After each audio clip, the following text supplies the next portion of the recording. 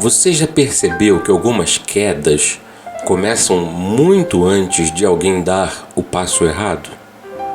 Será que temos vigiado não apenas nossas atitudes, mas também os desejos que permitimos crescer dentro do coração? O Provérbios 6, versículos 20 ao 35 diz assim: Meu filho, obedeça aos mandamentos de seu pai e não abandone o ensino de sua mãe. Amarre-os sempre junto ao coração, ate-os ao redor do pescoço. Quando você andar, eles o guiarão. Quando dormir, o estarão protegendo. Quando acordar, falarão com você.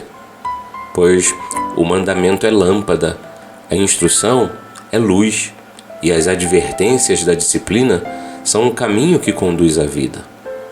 Eles o protegerão da mulher imoral e dos falsos elogios da mulher leviana. Não cobice em seu coração a sua beleza, nem se deixe seduzir por seus olhares, pois o preço de uma prostituta é um pedaço de pão, mas a adúltera sai à caça de vidas preciosas. Pode alguém colocar fogo no peito sem queimar a roupa? Pode alguém andar sobre brasas sem queimar os pés? Assim acontece com quem se deita com a mulher alheia. Ninguém que a toque ficará sem castigo.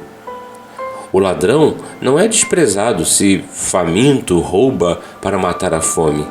Contudo, se for pego, deverá pagar 7 vezes o que roubou, embora isso lhe custe tudo o que tem em casa. Mas o homem que comete adultério não tem juízo. Todo aquele que assim procede, a si mesmo se destrói. Sofrerá ferimentos e vergonha, e a sua humilhação jamais se apagará. Pois o ciúme desperta a fúria do marido, que não terá misericórdia quando se vingar.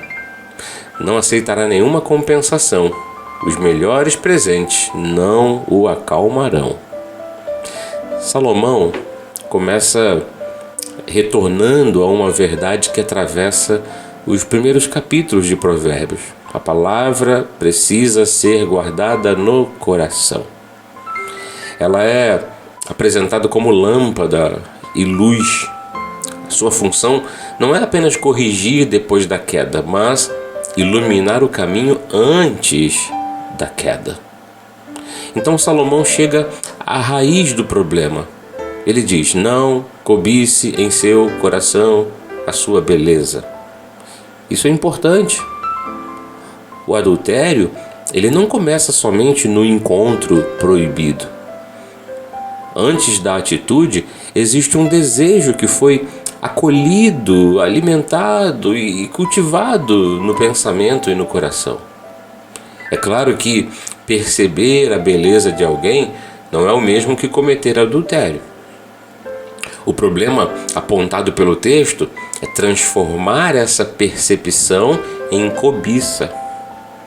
Desejar para si aquilo que não lhe pertence. Isso sim é alimentar intencionalmente esse desejo. Depois, Salomão utiliza 2 imagens impossíveis de esquecer. Ele diz: carregar fogo junto ao peito sem queimar a roupa. É impossível. Caminhar sobre brasas sem queimar os pés. A mensagem é direta. Existem pecados com os quais ninguém consegue brincar sem consequências. E Salomão faz ainda uma comparação com o ladrão. Mesmo alguém que rouba, motivado pela fome, enfrenta consequências e precisa reparar o dano. Mas o adultério possui uma dimensão que não pode simplesmente ser resolvida com dinheiro. Ele viola uma aliança. O adultério, ele destrói confiança e envolve profundamente outras pessoas. Por isso, nenhum pagamento consegue simplesmente apagar tudo aquilo que foi ferido. Essa passagem talvez seja ainda mais necessária hoje do que imaginamos. Porque agora carregamos no bolso uma porta de acesso a imagens, conversas e relacionamentos 24 horas por dia. Você tem um celular em mãos e esse é um grande portal para esse tipo de vida. Por isso que guardar o coração também envolve guardar o que os olhos estão vendo. Guardar o coração é estabelecer limites. Uma conversa aparentemente inocente pode tornar-se uma intimidade emocional. Uma troca de mensagens pode começar a ser algo escondido do marido ou da esposa. Um elogio pode tornar-se um flerte. O consumo de pornografia pode alimentar desejos que distorcem a sexualidade e ferem a fidelidade. E aquilo que inicialmente parecia algo que estaria sob controle pode começar a controlar a pessoa. Por isso que Salomão pergunta: pode alguém colocar fogo no peito sem queimar a roupa? A resposta é evidente: não. Existem situações nas quais a atitude mais sábia não é descobrir até onde conseguimos chegar sem pecar, é manter distância, é fugir. Isso vale para quem é casado e também para quem é solteiro. Pureza não começa no estado civil, começa no coração que decidiu honrar a Deus e respeitar o próximo. E para casados, há uma pergunta importante: existe alguma coisa que você precisa esconder do seu cônjuge para continuar fazendo? Se existe, isso merece atenção. A fidelidade não começa apenas no corpo, ela envolve também os olhos, as conversas, os afetos, as intenções. Mas precisamos dizer também aqui uma palavra de graça. Se alguém já caiu nessa área, este texto não precisa levá-lo ao desespero. As consequências do pecado, elas podem ser reais.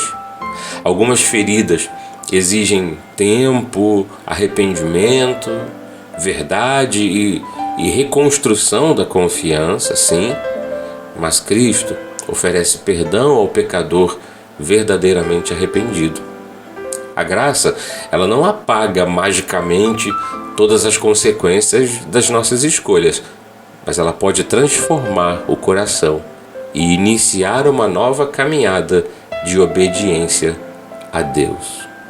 Portanto, lembre-se, quem brinca com a tentação acaba descobrindo que o fogo sempre queima mais do que imaginávamos. E vem cá, não é exatamente isso que você procura? Um coração livre, relacionamentos protegidos e uma vida que você não precisa esconder? Então não espere a tentação tornar-se uma queda. Feche a porta enquanto ela ainda é apenas uma porta. Interrompa a conversa que ultrapassou os limites.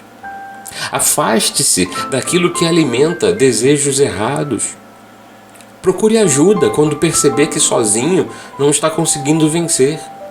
E coloque novamente a palavra de Deus no coração, porque a instrução do Senhor continua sendo luz para o caminho. E eu te convido a fazer uma oração.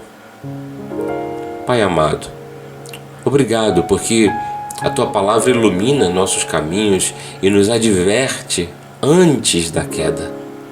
Guarda os nossos olhos, pensamentos, desejos e relacionamentos.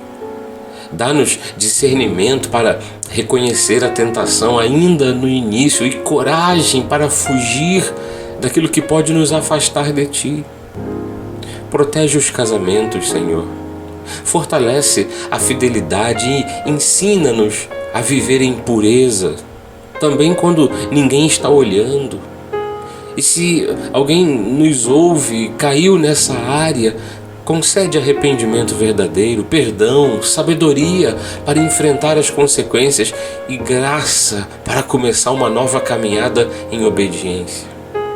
Que a Tua palavra permaneça guardada em nosso coração e conduza todos os nossos passos. Em nome de Jesus. Amém. Esse foi o Semeando a Graça. Aqui na apresentação, Bispo Marlos Galvão. Graça e paz. Tchau, tchau.